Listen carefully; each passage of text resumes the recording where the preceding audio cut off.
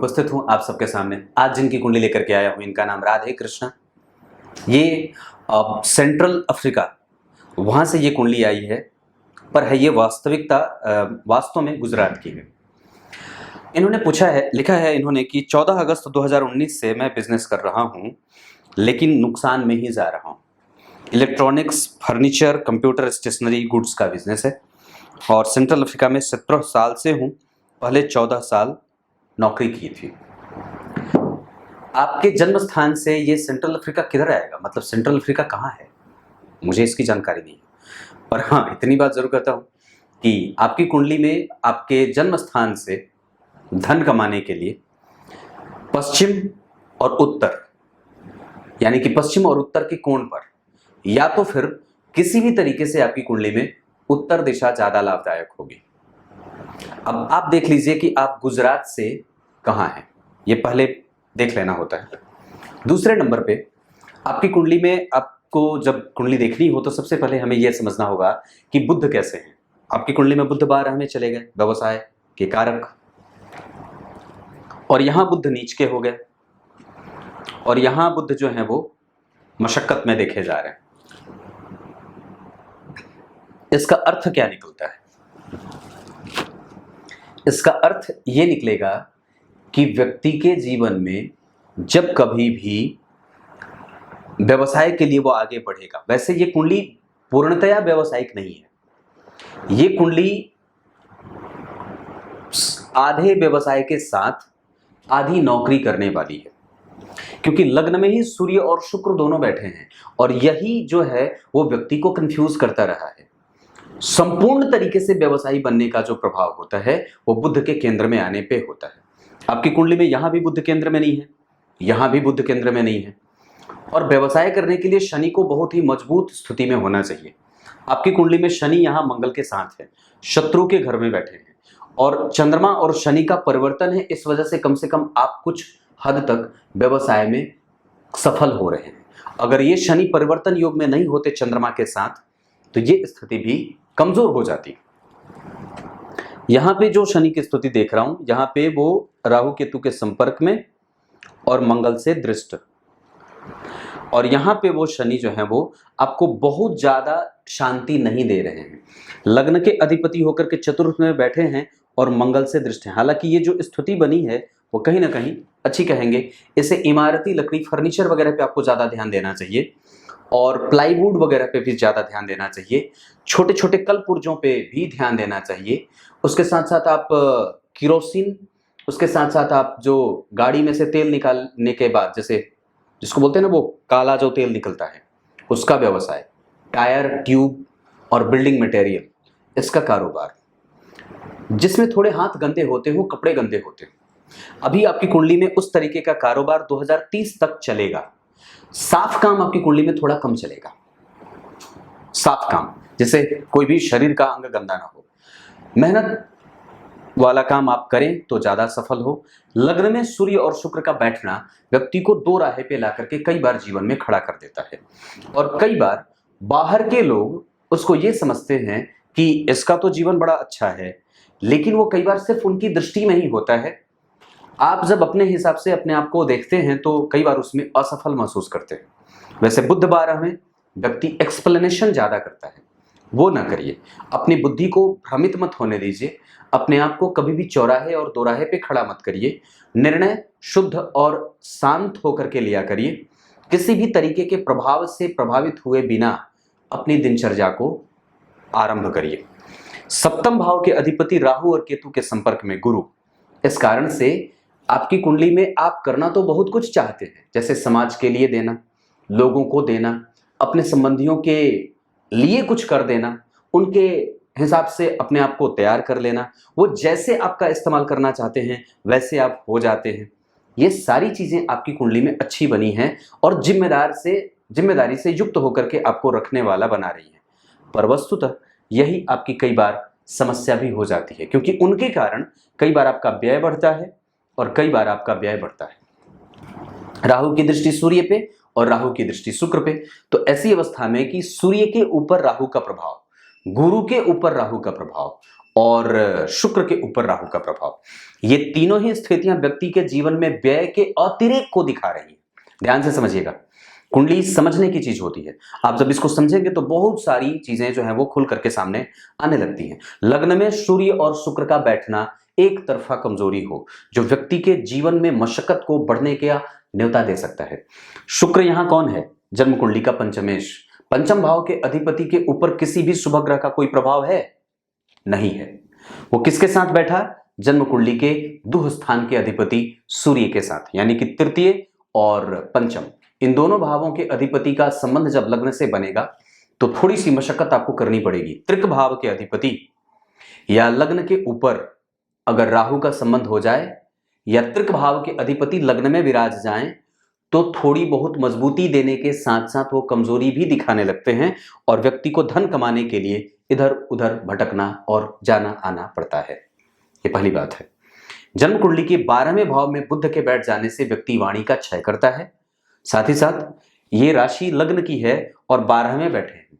लग्न के अधिपति का 12वें जाना और जन्म कुंडली में चंद्रमा से केंद्र में होना और इस बुध से चौथे इधर कोई ग्रह नहीं पर इधर पीछे चंद्रमा और चंद्रमा से ठीक 4 घर आगे बुध का जाना, ये चंद्रमा के केमद्रुम भंग का योग लगेगा और कल्पद्रुम बन जाएगा, जिसके कारण व्यक्ति के जीवन में धर्म, व्यक्ति के जीवन में अध्यात्म, व्यक्ति के जीवन में चिंतन, व्यक्ति के जीवन में धर्म का प्रभाव हमेशा ही देखने को मिल जाता है।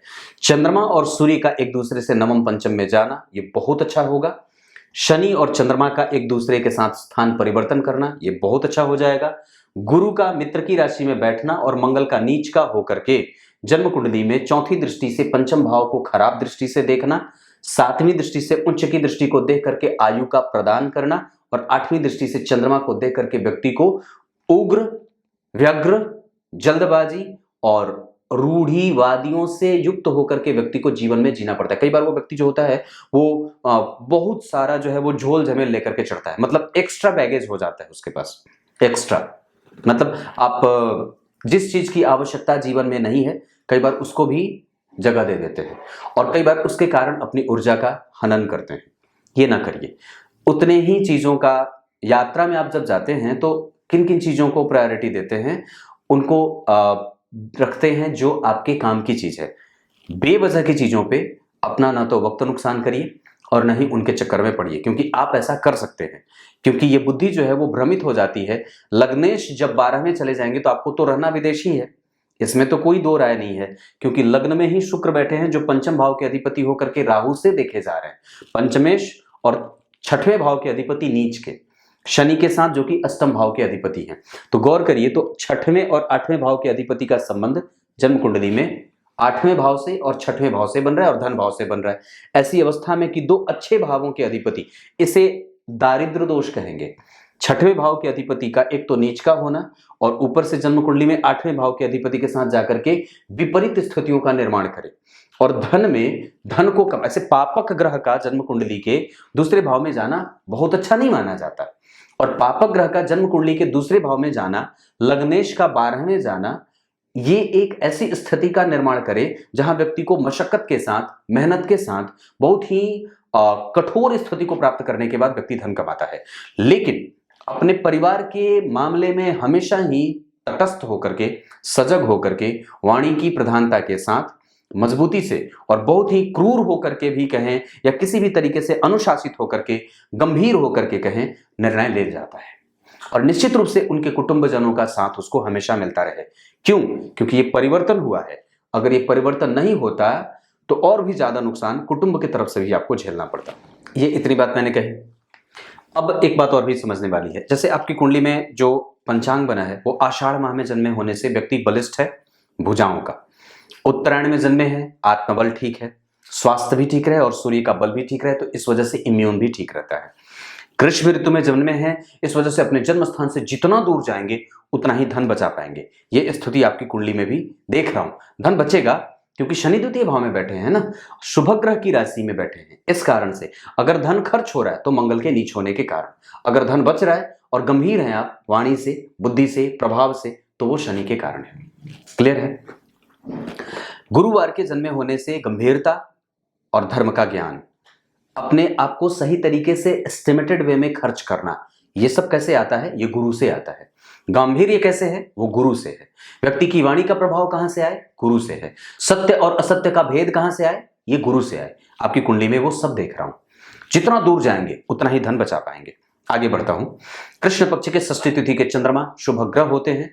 इसका मतलब है कि व्यक्ति को किसी भी देश के सरकार से कभी कोई नुकसान नहीं होगा। आप जहां हैं वहां की सरकार आपके साथ रहेगी और वहां के सरकार से आपको कभी भी किसी भी तरीके की मशक्कत में नहीं आना होगा। वहां पे कभी भी आपकी लड़ाई नहीं होगी। ये चीज बड़ी अच्छी है। मतलब वहां का पर्यावरण और वातावरण आपके अनुकूल रहेगा। धनिष्ठा नक्षत्र में जन्मे हैं, इस वजह से मशक्कत थोड़ी बढ़ेगी। विषकुंभ योग थोड़ी ठीक ठाक। शूद्र वर्ण और राक्षस गण के होने के कारण ज्योतिषीय और धर्म, अध्यात्म, चिंतन, चारित्र, ये सब बड़े ही पॉजिटिव और सोबर होते हैं। मिथुन लग्न की कुंडली वायु तत्व की कुंडली बनती है। लग्न के अधिपति 12 में भूमि तत्व की राशि में।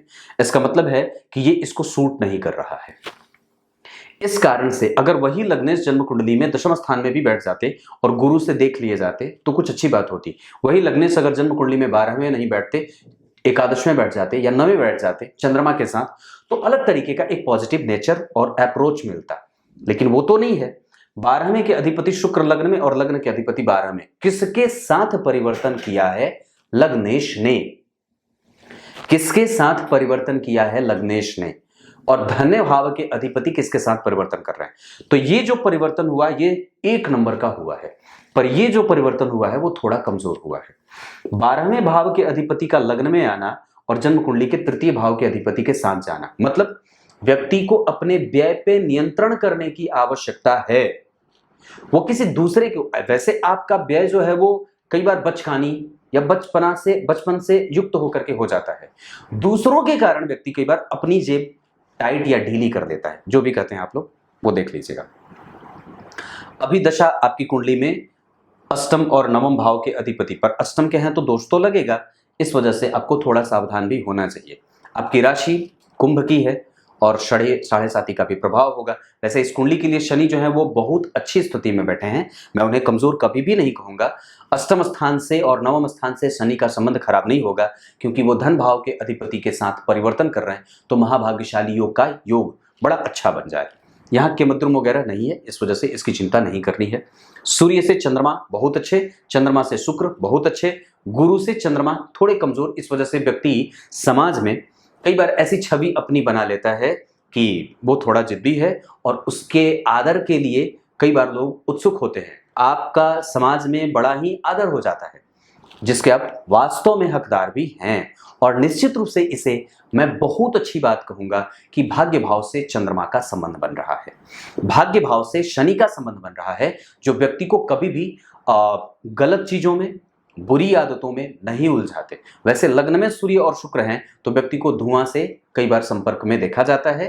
कई बार व्यक्ति तरल चीजों का आदी होता है। ये मत करिएगा। लग्नेश के ऊपर किसी भी तरीके से शनि राहु केतु का तो प्रभाव नहीं है, लेकिन हाँ गुरु के ऊपर शनि का प्रभाव अवश्य है और गुरु के ऊपर राहु केतु का प्रभाव जरूर है। लग्न में सूर्य और शुक्र व्यक्ति को भौतिकता में और आध्यात्मिकता में बीच में ले जाकर के कंफ्यूज करते हैं, तो ये नहीं होना चाहिए।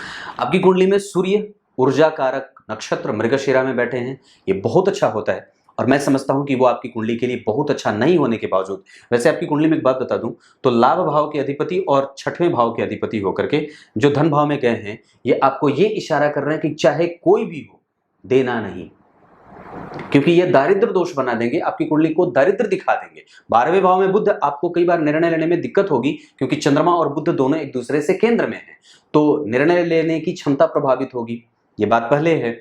और धन भाव के अधिपति चंद्रमा जो है वो लाभ भाग्य भाव में बैठे, ये आपको देना चाहते हैं पर आप रोकेंगे तब तो वो रुके, तो रोकने की जो है वो स्थिति में जाने की आवश्यकता है। चंद्रमा जन्म कुंडली में धनिष्ठा, ये थोड़े बहुत स्वास्थ्य को कमजोर करते हैं। ऐसी स्थिति होती है जहां व्यक्ति को कई बार छोटे घाव, फोड़ा फुंसी, पर्यावरण कई बार सूट ना करे, वहां के हिसाब से व्यक्ति को गर्दन में, गले में, नेत्रों में कई बार ऐसी समस्या होते देखी जाती है।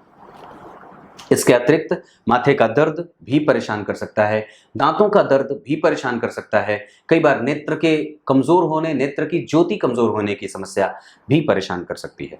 इस वजह से इन सब चीजों का ध्यान रखना चाहिए। वैसे आपकी कुंडली में कोई विशेष खराब बीमारी की स्थिति नहीं है, स्वास्थ्य आपके हिसाब से ठीक है। चंद्रमा के बाद मंगल बुद्धिमान और तिकड़मी बना रहे हैं, तो आप अगर चाहें तो कभी कभी झूठ बोल करके भी अपनी ऊर्जा है और अपना धन है उसको बचा सकते हैं। आपके पास ये गुण है, क्योंकि मंगल की दृष्टि यहाँ पे तुला राशि को देख रहे हैं, तो व्यक्ति का जो निर्णय है वो कम से कम उसको अपने लाभ और हानि को देख करके लेने की आवश्यकता है। राहु जो है वो लग्न पे सूर्य और शुक्र और गुरु सबको देख रहे हैं, चंद्रमा को भी देख रहे हैं। ऐसी अवस्था में आप इमोशनल, और ऐसी अवस्था में व्यक्ति जो होता है वो कई बार ना चाहते हुए भी झूठ बोलना पड़े तो बोल करके निकल जाए, ऐसी स्थितियां होती हैं। मंगल के बाद बुध कृतिका में और मंगल आश्लेषा में। यहाँ मंगल और बुध का नक्षत्र परिवर्तन, ऐसी स्थिति में व्यक्ति के पास बहुत ही क्वालिफिकेशन बड़ी अच्छी होती है। उसका ज्ञान, भले ही जैसे पंचम भाव में राहु बैठे हैं तुला के, जिसके अधिपति लग्न में बैठे हैं, जो 12वें भाव के भी अधिपति होते हैं, और गुरु की दृष्टि पंचम भाव पे है, तो उसके पास तकनीक की जानकारी बड़ी अच्छी होती है। वो बहुत ही ज्यादा छोटे स्तर पे जाकर के सोचता है और अपनी ऊर्जा का सही सदुपयोग करता है। इस चीज को कैसे और भी ज्यादा उभारा जा सकता है, इस पे विचार करने की आवश्यकता है। वास्तुतः ज्योतिषी यही बता सकता है कहाँ कमजोरी है, किसको इनकाउंटर करने की आवश्यकता है। शुक्र बुध और मंगल का परिवर्तन ये बहुत अच्छा रहेगा, मतलब इनकी दशाएं आपके लिए अच्छी रहेंगी। गुरु जो है वो आपकी कुंडली में हमेशा ही लाभ देंगे और आपकी इच्छाओं की पूर्ति करने में थोड़ी बहुत मशक्कत के साथ आपकी इच्छाओं की पूर्ति करवा देंगे। वैसे गुरु आपकी कुंडली के लिए दशम और सप्तम के अधिपति होकर के एकादशवें में बैठे हैं। राहु से अगर प्रभावित नहीं होते तो आपका डेली बेसिस भी कभी खराब नहीं होता और आपका करियर भी किसी भी तरीके से किसी का मोहताज नहीं होता, और नहीं आप ये कहते कि मैं अभी मशक्कत कर रहा हूँ। पर वस्तुतः ये मशक्कत अभी थोड़ी बढ़ेगी आने वाले वक्त में, जब बुध जब आएंगे तब आपकी कुंडली में और भी अच्छी दशा बीतेगी। भी है 7-8 साल का समय जब आपको थोड़ा और भी ज्यादा आराम मिलेगा। शुक्र कामुकता और खर्च करने पे नियंत्रण ये रखने की आवश्यकता है। शनि जन्म कुंडली में ठीक बैठे हैं और बड़े बेहतरीन हैं, वो आपको गंभीर काम करवा रहे हैं, तो कभी कभी बिल्डिंग मटेरियल वगैरह पे भी आप विचार कर लीजिएगा।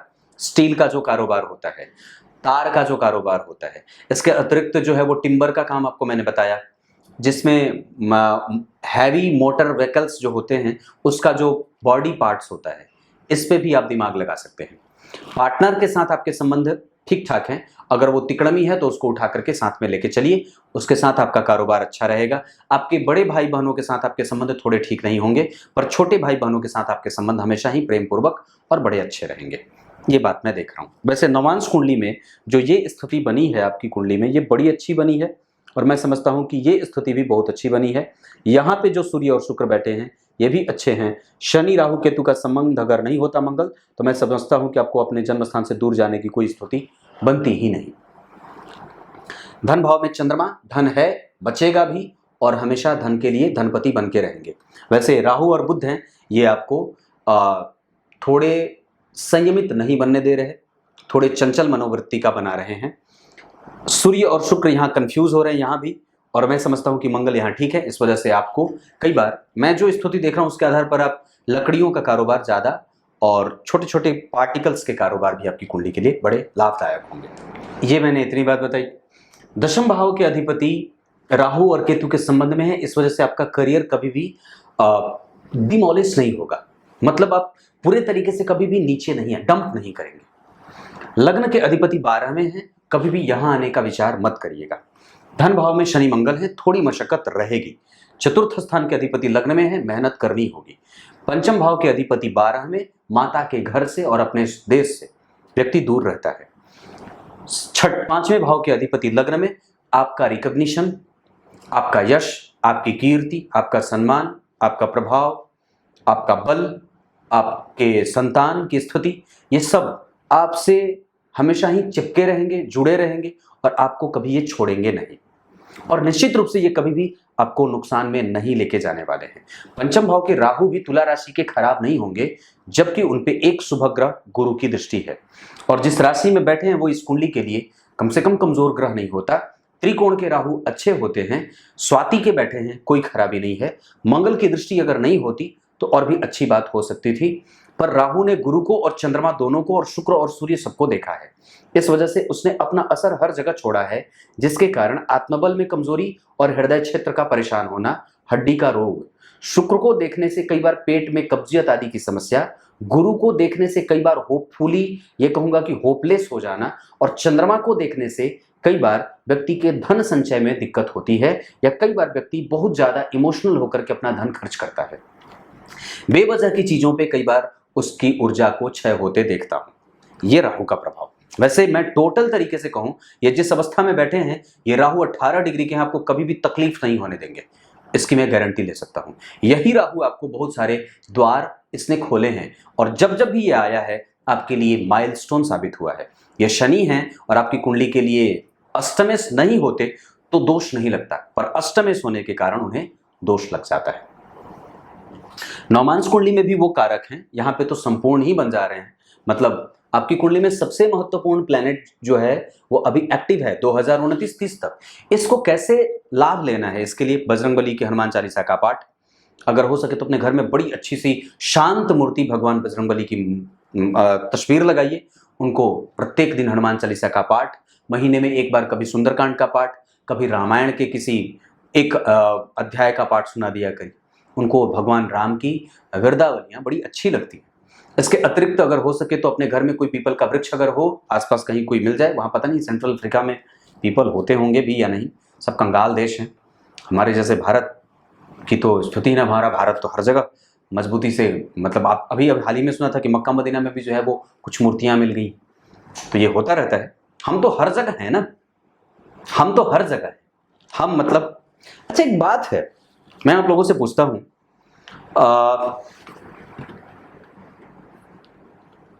ये आप कहीं भी खोद के देखो, कहीं ना कहीं शिवलिंग निकल जाता है। आप कहीं भी खोद के देखो, भगवान नंदी विराजमान होते हैं। आप कहीं भी कुछ उल्टा पुल्टा करके देखिए, तुरंत वहां से सनातन उपस्थित होता है। मतलब सबसे पुराना कौन है? हम। सबसे पुराना कौन? मैं कौन बोल सकता है?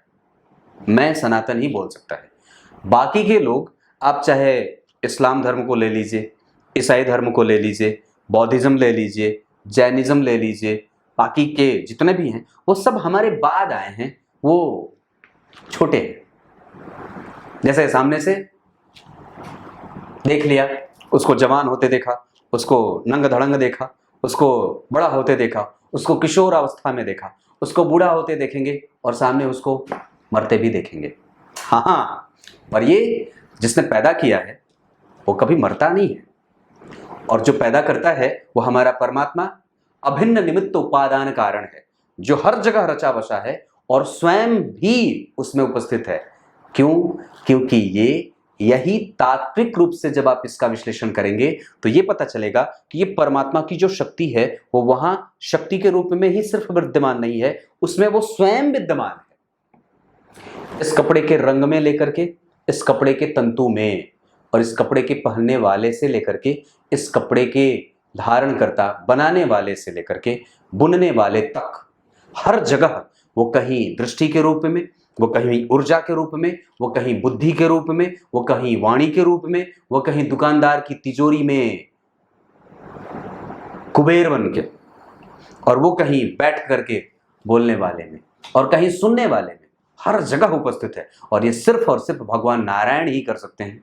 बाकी कहां? खत्म। बाकी कहां? बाकी तो सब छोटे छोटे छोटे छोटे छोटे छोटे। जैसे होता है ना, समुद्र के किनारे आप चले जाइए तो छोटे छोटे कंकड़ मिलते हैं, पर समुद्र विशाल है। वो समुद्र कौन? नारायण। और उसके किनारे के टुकड़े कौन? बाकी के लोग जो भटक रहे हैं और अपने अस्तित्व की लड़ाई लड़ रहे हैं। तो सनातन समुद्र है, और उस समुद्र में जो पहाड़ और पठार और जो चट्टान और जो छोटे छोटे कंकड़ हैं वो बाकी के धर्म हैं। पर हमारा समुद्र बहुत विशाल है, जिसमें पता नहीं क्या क्या समाहित करके सपने रखा हुआ है। ये सनातन है, इस पे हमें हमेशा ही गर्व होना चाहिए। जब कभी बोलने लगता हूं तो पता नहीं कहां बह जाता हूं। अब यहां पे आता हूं फिर से वापस खींच के। आपकी कुंडली में गुरु हमेशा ठीक है, केतु भी ठीक है, आपको धार्मिक और प्रबुद्ध बनाएंगे। आपकी कुंडली में बुध अच्छा रहेगा। आपकी कुंडली में चंद्रमा थोड़े कमजोर, सूर्य ठीक हैं, अच्छे रहेंगे। मंगल और शनि थोड़े नेगेटिव जा सकते हैं। वस्तुतः आपकी कुंडली में बुध हमेशा ही, और गुरु और शुक्र, बुध, गुरु और शुक्र, ये तीनों ही ग्रह आपकी कुंडली में, बुध, गुरु और शुक्र, ये तीनों हमेशा ही आपकी कुंडली में अच्छे परिणाम करेंगे, चाहे किसी भी दशा में हो। क्लियर है? पर थोड़े कमजोर शनि हो सकते हैं, थोड़े कमजोर मंगल हो सकते हैं, ये बात मैं बोल रहा हूं। तो बुध, गुरु और शुक्र, बुध, गुरु और शुक्र, पर शनि और मंगल थोड़े थोड़े कमजोर हो सकते हैं। क्लियर है? हाँ, पर एक बात और भी है, ऐसा नहीं है कि मंगल जो है वो बिल्कुल ही निग्लेजिबल होंगे या बिल्कुल ही नल एंड वॉइड होंगे, ऐसा नहीं है। वो आपको गंभीर बनाएंगे, पर उनको आप थोड़ा और भी ज्यादा लाइन अप कर सकते हैं। जैसे अपनी ऊर्जा को किस तरीके से और भी ज्यादा सही लगाना है, इस पर विचार करिए, मंथन करिए, थोड़ा शांत, गंभीर, धैर्य, और भी ज्यादा अपने आप को और भी ज्यादा खुद पे काम कर लीजिए, तो ये और भी ज्यादा अच्छी बात हो जाएगी। आपकी कुंडली का कर्म स्थान बहुत अच्छा है, क्योंकि मंगल बढ़िया बैठे हैं।